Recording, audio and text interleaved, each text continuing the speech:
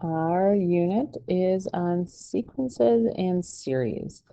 So first thing we got to know is what a sequence is. A sequence is a function whose domain is a set of positive integers.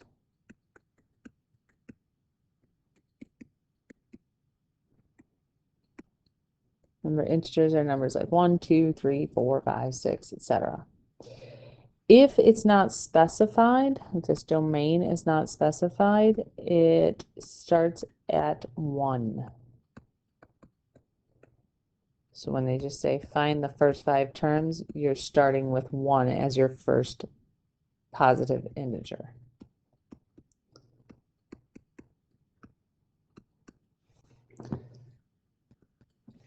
The terms are the values in the range of the sequence.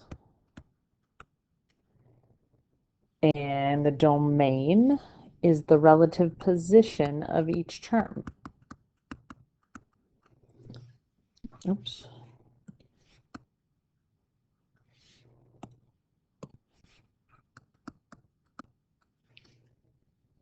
So for instance, the terms are going to be the actual numbers in the list.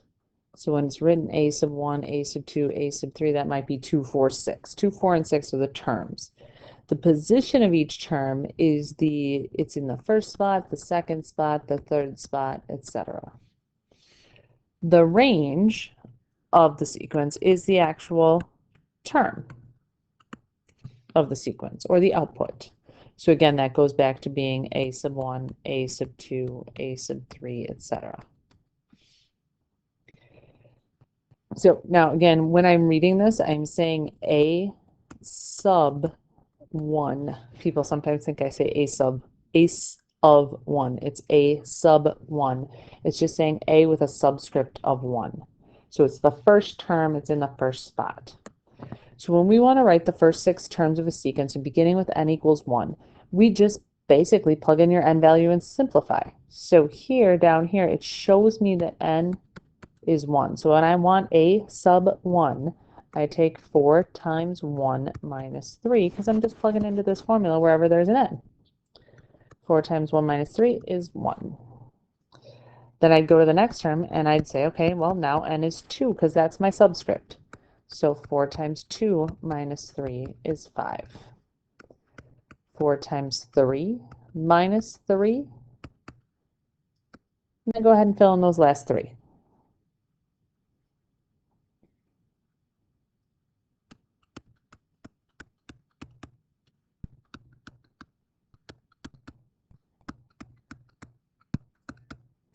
All right, hopefully you've got 13. 20 minus 3 is 17, and 24 minus 3 is 21. So writing the terms of a sequence is really just plugging numbers in and figuring out what those values are. So again, our domain was the position. So the 1, the 2, the 3, the 4, and the 5, those were our domain. That's what we were plugging in. And then the term itself is the range.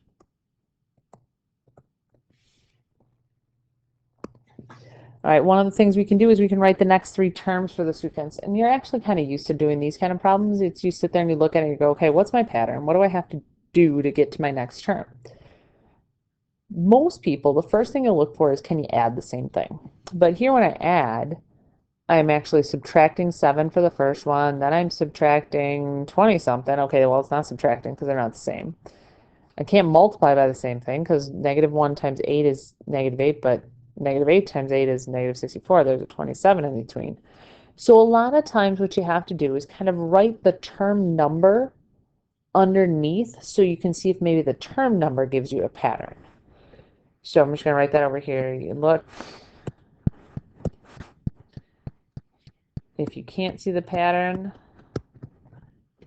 just in the actual values,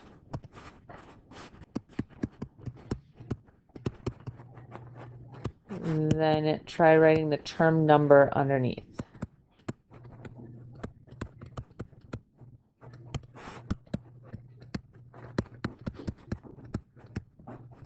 So for instance, right here, my n would be 1, 2, 3, 4. And now looking at those term numbers, maybe there is something that's kind of common to all of these. If I take 1 and cube it, I'd get 1. 2 and cubed would give me 3, or excuse me, give me 8. 3 to the third would give me 27. 4 to the third would give me 64. So I know I can take my n, or my term number, and I can cube it. But then I need this negative out in front. So I'm just going to do -1 times it to get that negative. So if I'm doing 5, I want to know what -1 times 5 to the third is. Well, that's a -125. Then the sixth term would be negative times 6 to the third. -216, and then -343 for when I put a 7 there. So it would be like a pattern of -1 times n cubed, n again being that term number. So when you're trying to find the next three terms, you're just kind of trying to find a pattern. And if you don't see an obvious one, adding, subtracting, multiplying, or dividing, then try writing these term numbers underneath, because a lot of times the pattern has to deal with the term number. So a sequence is just a list of numbers, but when we add them all up, it becomes a series. So a series is an expression when the terms of a sequence are added together. And we have something called summation notation. It's also called sigma notation because the Greek letter that we have here is sigma. With sigma, we usually have a number or something up on top. That's going to be the upper limit of the summation. So it's basically going to tell you what number to plug in last, or your ending term number. On the bottom, it'll tell you where to start. That's technically the lower limit of your summation.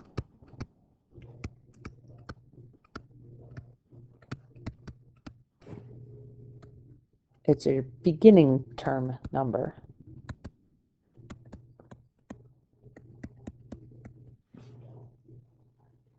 And then you do all this, you're summing, but you have to sum something. So what comes after sigma is the actual equation that you're going to plug into. So again, a series is when you add up a bunch of numbers in a sequence. Sigma actually stands for sum. So we're going to sum, this is our sigma symbol, sum equation, and we're going to start by plugging in some number that started on the bottom of sigma. We're going to keep plugging in until we get to that top number to plug in, and then we're going to add all those values together. Summation notation or sigma notation. So now I've kind of put a formula in there so you can see the whole thing. And this would be read as the sum of a sub I from I equals 1 to n. And again, this is a sub I. It's just a with a subscript of I. And that I is just which term number are we going to do. And you can see on this one, it's telling us we would start by taking the first term number and end at the nth term number. All right, so let's put that in action. We've got the sum of 3i from I equals 1 to I equals 5. So that's telling me that I am plugging every number between 1 and 5 into this equation. So in reality, I'm taking 3 times 1. It's a sum, so I'm going to add. And I want to plug in numbers from 1 to 5 into that I spot. So when we write out the series, it's just like writing a sequence, except you put pluses in between. So if I was doing this as a sequence, I'd write 3, 6, 9, 12, 15. But as a series, I'm writing that this is 3 plus 6 plus 9 plus 12 plus 15. And then we're actually going to add those all up, and the sum is 45. So all you do is start at this bottom number, plugging it in to the I, and you keep going up integer by integer until you get to that top number and plug it in, and that's the end of your series. Remember, series again is written with plus signs in between, and then you add that all up. So if we have the summation from n equals 0 to 3 of n to the fourth, or the sum of n to the fourth from n equaling 0 to 3. That means I start by plugging a 0 in my equation. So my very first term is actually 0 to the first, 0 to the fourth. So even though it's a sub 0, because 0 is where we started, it's really still our first term. And we do 1 to the fourth, and 2 to the fourth, and 3 to the fourth. But again, if I ask you to write the series, I want to know what those numbers are. So I want 1 and 4 and 16 and 81, and they are written with a plus in between, so that we can then add them up and get 98.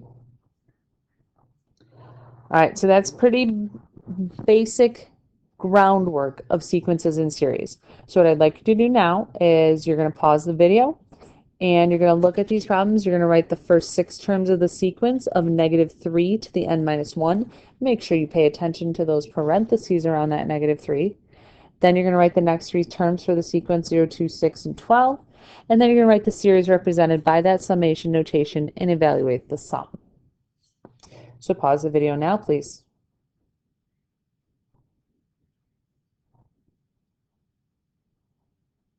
Okay, back on. We're going to look at the answers of those.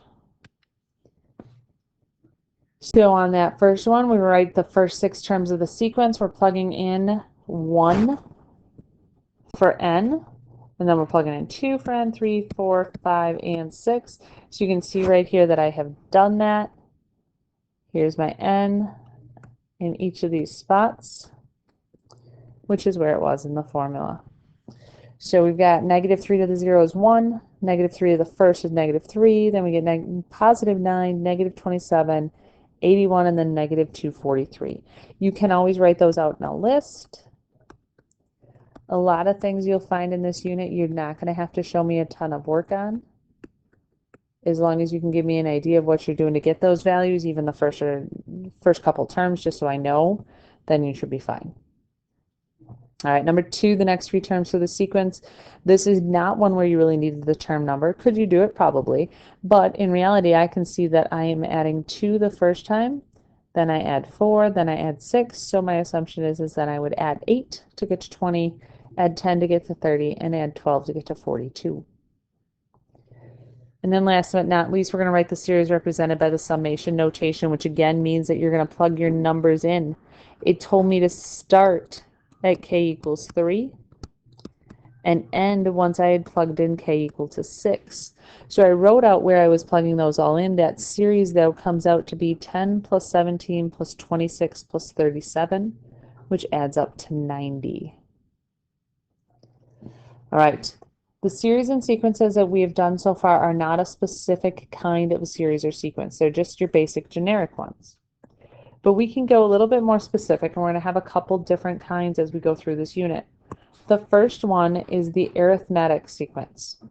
And it's the sequence where the difference of consecutive terms is constant. That constant difference is actually called the common difference.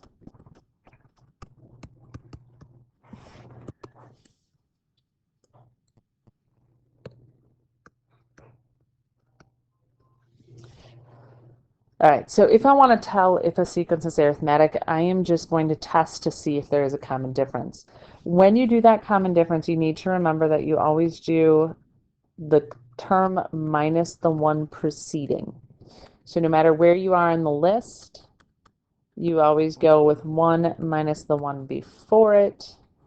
So like term 2 minus term 1, term 4 minus term 3, term 20 minus term 19. So when I look at these, I'm testing to see, okay, is 11 minus 7, which is 4, the same as 15 minus 11? Yes. And then you're going to test one more. 19 minus 15 is 4 as well. So I can say yes, it's arithmetic because we have a common difference. So I'm just going to say D equals 4. So that common difference is denoted with the letter D. So when I look at the next one, I look at 2 minus 4 gives me -2. 0 minus 2 also gives me -2. But if I do 6 minus 0, that does not give me -2. So I know that this is not arithmetic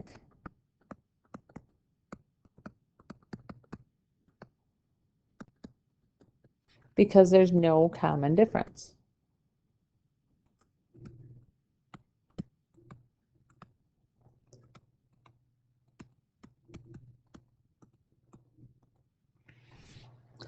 Okay, so when you're going to do this, I do expect you to test at least 3. I wouldn't go much more than 3. I won't be that obnoxious as to put the one that's different 5 or 6 in. So just test those first 3 pairs and you'll be able to tell if there's a common difference or not. The nice thing about arithmetic is we don't have to search for patterns because there's a formula for it. The arithmetic term formula, the nth term formula for arithmetic sequence is a sub 1 plus n minus 1 times d. First of all, this is for a sequence. So we're getting a list of numbers. We might be able to look at a list like 4, 9, 14, 19, and we might be able to find the next term pretty easily. But maybe I don't want to just find the 5th term or the 6th term or the 7th term. Maybe I want to find the 100th term or the 200th term. At that point, it takes way too long to write out the whole list. So we need to be able to use this formula. A sub m is actually a term. It's a value. And to find that term, whatever term it is, I take the first term and I add n minus 1. N is your term number. So whatever value it is we're looking for, like I want the 20th term, I'm going to put 20 in there. N minus 1 times d, and again, d is that common difference.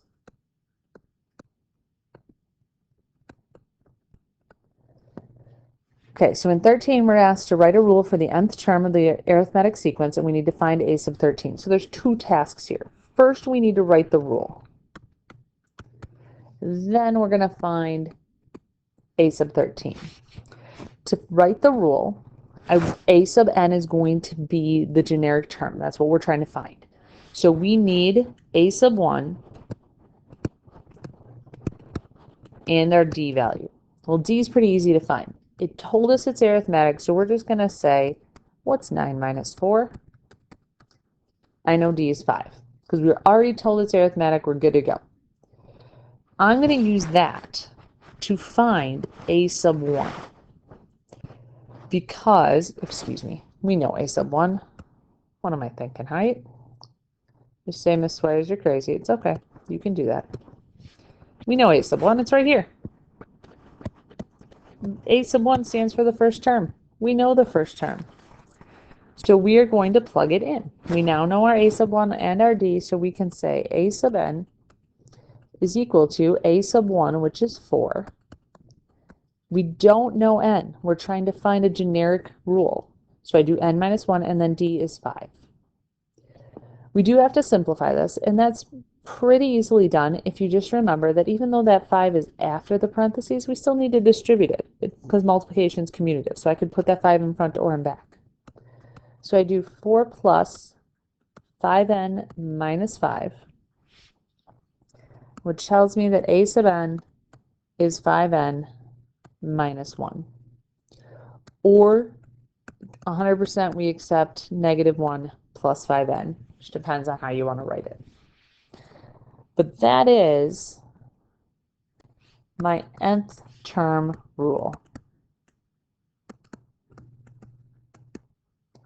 Your nth term rule should have an n in it because it's your generic rule that I could use to find any term. And in this case, I'm going to find a sub 13. So we are going to plug 13 in for our n value.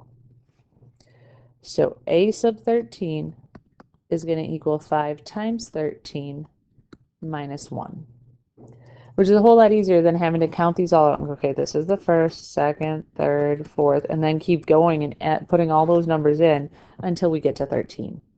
Here I can just do 5 times 13 minus 1, and I know a sub 13 is 64. So it's a two-step process. First, we need to find our a sub n formula, and then we had to find a sub 13. Can't leave it that easy, which is why I got ahead of myself last time. I need to find an nth term rule for the arithmetic sequence when a sub 19 is 48 and d is 3. I no longer have that list. So I need a sub 1. I have the d value. I need the a sub 1 value. So what we're going to do is we are going to plug in 19 for my n, and 48 is the 19th term, so it's going in place of a sub n. And we already know d is 3. So I'm going to put that 48 in the a sub n spot. So a sub n is an actual term. It's going to be a value in your list. Then we want a sub 1 times n minus 1 times d. We don't know a sub 1. We do know that the 48 was the 19th term, so my n is 19. And we know that the d value is 3. So now we're going to solve that. 19 minus 1 is 18. And 18 times 3 is 54. Go ahead and get your a sub 1.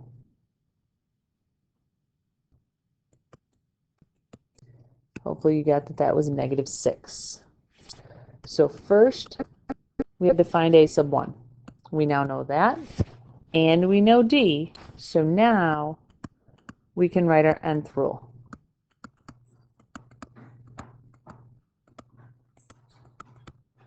So we go back to a sub n being the generic. We know a sub 1 is -6. I don't know n, so I do n minus 1, but I do know d is 3. We're going to distribute that 3. So -6 is 3n minus 3. And when I combine like terms there, I get 3n minus 9, or -9 plus 3n. And that actually was our goal right there. It's just in order to get there, we had to take a step first. We had to find our a sub 1. So number 13, you were given everything you needed. You had your a sub 1, you had your d. In 14, you didn't have a sub 1. So we solved for a sub 1 first. We now have a sub 1 and d, so we can get our a sub n. In 15, we need to write a rule for the nth term of the arithmetic sequence that has the two given terms, and we have a sub 8 and a sub 27. So now I need the d value and a sub 1. We don't have either of the things that's needed for the formula. So what we do is play a little game of pretend. We're going to pretend that we're going to pick up this 8 through 27 terms, and we're going to just jump them down to the beginning. So we're going to pretend that a sub 1, or a sub 8, excuse me, is really a sub 1. So I'm taking what was, so 1, 2, 3, 4, 5, 6, 7, 8. I'm taking this term, because I know the common difference between all these terms is going to be the same. I'm just going to say, okay, it's really back here. But if I back that one up to a sub 1, that means a sub 27 had to back up the same amount. So we backed up 7 terms. So if I subtract 7 from a sub 27, I'm going to pretend that that's really a sub 20. So I know for this pretend game that a sub 1 is 21 and a sub 20 is 97. And our first step then is to find the d value.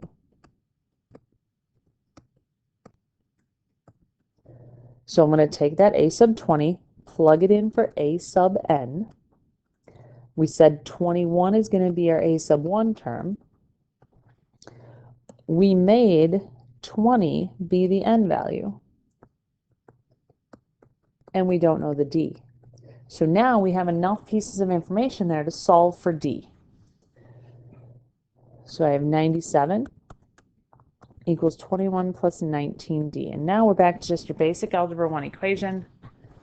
You got to subtract your 21 And if 76 equals 19D, when we divide by 19, we get that D is 4. All right, we're done playing pretend.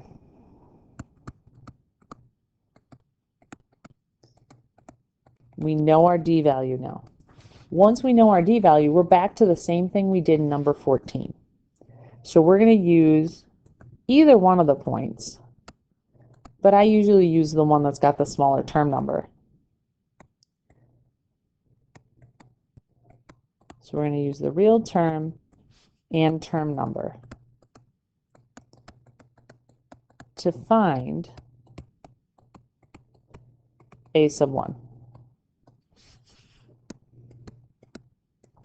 So if I use a sub 8, I'm going to say 21 is equal to a sub 1 plus, we're back to the real term number, which was 8 minus 1, and then I know my D value is 4 from up there.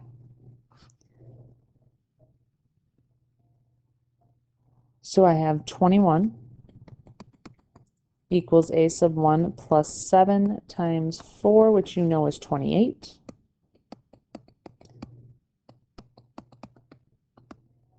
So when you subtract that 28, you're going to get a sub 1 to be a negative 7. All right, we finally have everything we need. We know our D value. We know our a sub 1 value. I can write my nth term rule.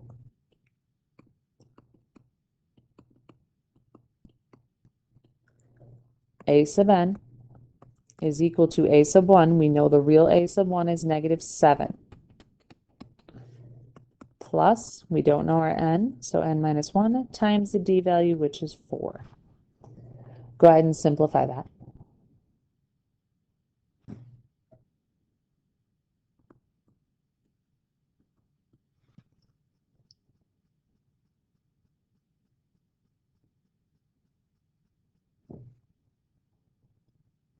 Hopefully you just distributed that 4. So we've got a 4n minus 4. And if I have a negative 7 and a negative 4, I have 4n minus 11, or negative 11 plus 4n. Again, I don't care which way you write that. And that is your rule for the nth term.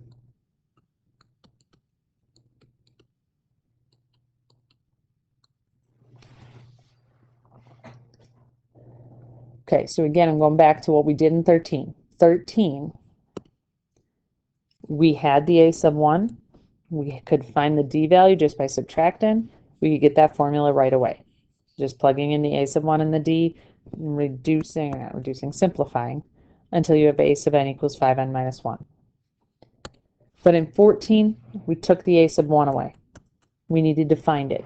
So we used the term 48, which was in the 19th spot, to plug in 48 for a sub n and 19 for n with the D value so we could get a sub 1. And once you have a sub 1, we plugged it into that nth term rule to be able to get your nth term rule. So we plugged it into a sub 1 spot there, and then you have your D. And then lastly, we didn't have either a sub 1 or D. So we start out by playing pretend. We take the list from a sub 8 all the way up to a sub 27, and we say, okay, I know all of these spaces are equal. Every single one of these terms is the same difference from the one previous. So if I just jump this 8 term and make it number 1 term, I can find out what that value is by using my formula. So I take the 8th term down to number 1, which means I jumped it down 7 spots. So a sub 1 is now 21. If I jumped a sub 8 down 7 spots, I'm going to jump a sub 27 down 7 spots. So a sub 20, 27 minus 7, is 97. That lets us plug into the a sub n formula to find our D value. So I take my 97, I plug it in for a sub n. I take that 21 and plug it in for a sub 1 because I'm pretending it's my first term right now. I know that the a sub n, the 97, was the 20th term, and then I plug in 20 minus 1 times the d, and I solve for d. As soon as we have d, we go back to our regular numbers. No more pretending. Now I'm either going to use a sub 8 equal to 21 or a sub 27, which is 97. I just usually go with the lower term number just because it tends to have smaller numbers involved in my equation. So I take the 21, that's the one I chose. 8 equals 8 plus 1 times 8 minus 1, because I'm back to my real term number, and then times 4, which we found for our d value. Solve that out, you get a sub 7 is negative 7. Excuse me, a sub 1 is negative 7. Once you have that, you've got your a sub 1 and your d, and we're back to the problem we did back in number 13, where you had those two pieces, so we just plug them in. So each time I took a little bit of the given information away from you and had you find it using that same formula. All right, so we started with sequences at the beginning of the lesson, just generic ones. Then we did series. Now we've done arithmetic sequences, so very specific type of sequence where you have a common difference. Now we're going to do arithmetic series. Remembering series just means we're going to sum the list. So when we do that, we actually have a pretty nice formula for us. We want to take the number of numbers we're trying to add up.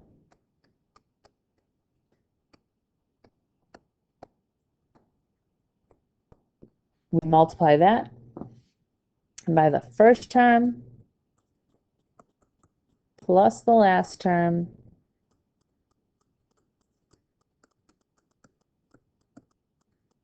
divided by 2. Very big in this chapter is the use of parentheses. So you need to make sure you tell it you want the 2 on the top to be added before you divide by 2. So if you're going to type this in the calculator exactly like it looks, you got to make sure to use your parentheses. All right, so we need to find the sum of the arithmetic series. So I want to add up all those individual numbers. So I need to know how many numbers I'm adding up. But notice there's this big gap here. It doesn't tell me how many I'm adding up. So what do you have to do? You got to find out what your n value is. We know a sub 1, we know a sub 2, a sub 3, but we need to know which one's 21. Well, you can find your d value. 3 minus 1 is 2, and because it told us it with arithmetic, I don't need to go any further. I can just find it from those first two terms. So if I know my a sub 1 and I know my d, how can I find my 11? How can I find my n? I'm going to plug it in. So a sub n is 21. So we're going to use that number. We know a sub 1 is 1, but we don't know which term number 21 is. So I'm going to put n minus 1, and we know d is 2. Notice we only have one thing missing from this equation, and that's our n value. So since that's all we're missing, we should be able to solve for it. I'm going to distribute just like I have been. Make sure you watch your subtraction when you distribute. So I have 21 equals negative 1 plus 2n. So when I add 1, if 22 equals 2n, n must be 11. So I now know which term number I'm trying to get up to.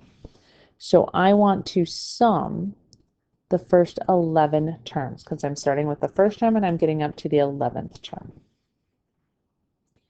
That means my n is 11. I'm going to add my first term, which is 1, plus my last term, which was 21.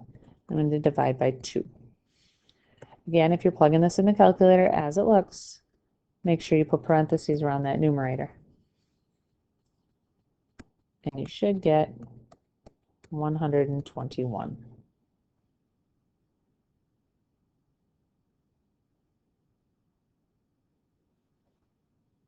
Okay, so we started out looking for which term 21 is. So we had to solve to find out it was that 21 was the 11th term by using your a sub 1 value that you know, and using your d value, which you know, and solving for n. Then we plug it into the series sum equation and get 121. All right, two last ones. If I look at this, I have 8, 20, 32, 44, and n equals 10. So I know I want the sum of the first 10 values. So I'm well aware that n is 10. And I know my first term is 8, but I don't know my last term. So I have to find a sub 10. Go back to your sequence formula. A sub 10 is going to be a sub 1, which was 8, plus n minus 1, that'd be 10 minus 1, times your common difference. Well, what's the common difference? Use 20 minus 8. So we're going to put a 12 there. So if you do 8 times 9, or plus 9 times 12, you get that a sub 10 is 116. So you're going to plug 116 in there. Remembering your parentheses in that calculator, an extra setter on the numerator.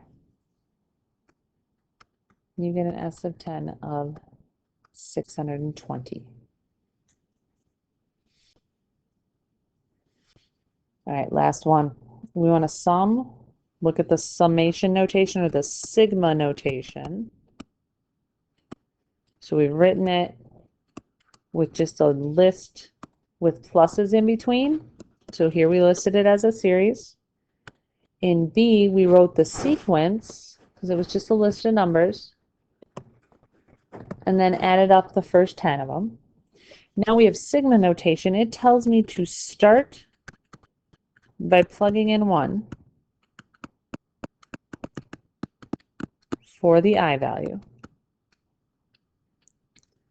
And it's telling me to end plugging in 20. So we are going to sum up the first 20 terms. But again, in order to do that, I need to know my first term and my last term. So I need a sub 1 and a sub 20. So to get a sub 1, I'm just literally going to plug it into that formula. I'm going to do 3 plus 5 times 1, just like you would have done on the front part of these notes. So I know a sub 1 is 8. To get 20, I'm going to do 3 plus 5 times 20. So I know that's 103. So if I want to sum the first 20 terms, n is 20, a sub 1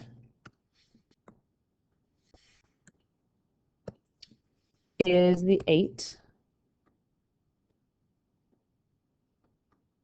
a sub n is really a sub 20 is 103, and then we divide it by 2. And then it's straight calculator work. Making sure you put parentheses around that numerator. I get a sum of 1,110. So on each example here, I tried to give you a little taste of the different ways you could be expected to do the same kind of problem. What information might be left out, what information is kept. You have worksheet SS1 for homework.